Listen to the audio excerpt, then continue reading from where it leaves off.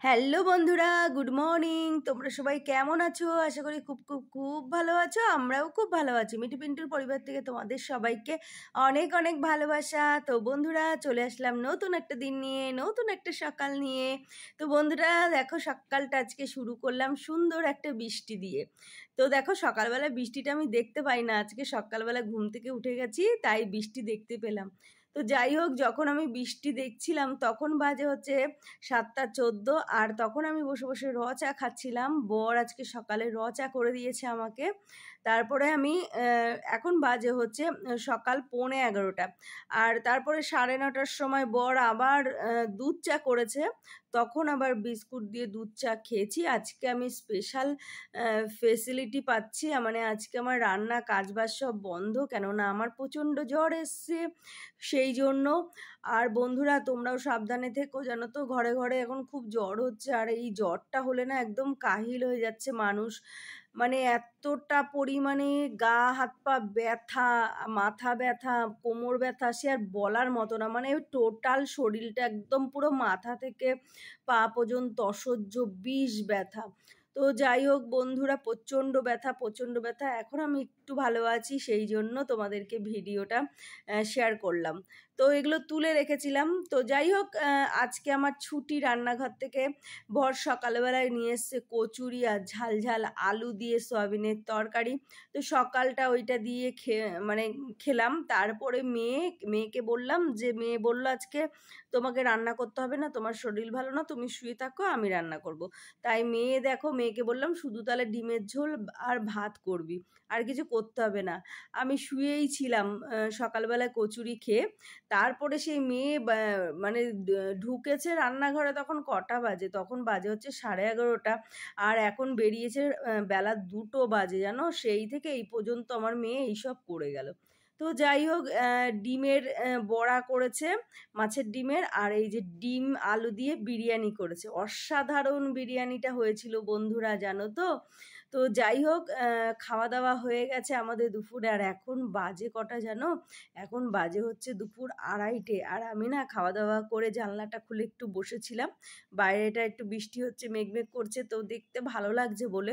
তখন দেখি কি, আমাদের পাশের বাড়ি, পেছনের বাড়ি, হঠাৎ করে এক মহিলা এসে রাস্তায় চিৎকার করছে, মা দুটো ভিক্ষে দেবেন, ভিক্ষে দেবেন। এরম করতে করতে হঠাৎ করে দেখি কি, এই বাড়িটায় ঢুকে গেল।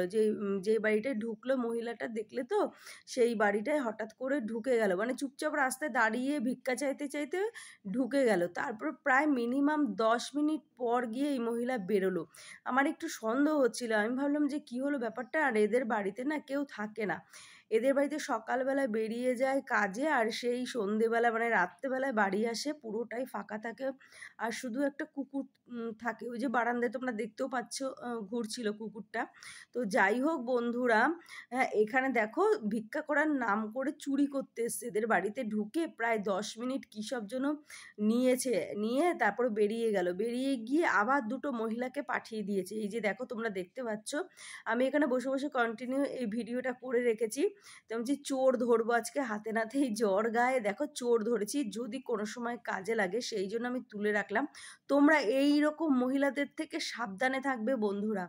সেই আগে একটা মহিলা আসলো, নিয়ে গেল কি যেন, নিয়ে গিয়ে এই মহিলা দুটোকে বলল, এই মহিলা দুটো আবার এসে এদের বাড়িতে কি যেন মানে মানে সামনে দাঁড়িয়ে কি যেন করছিল।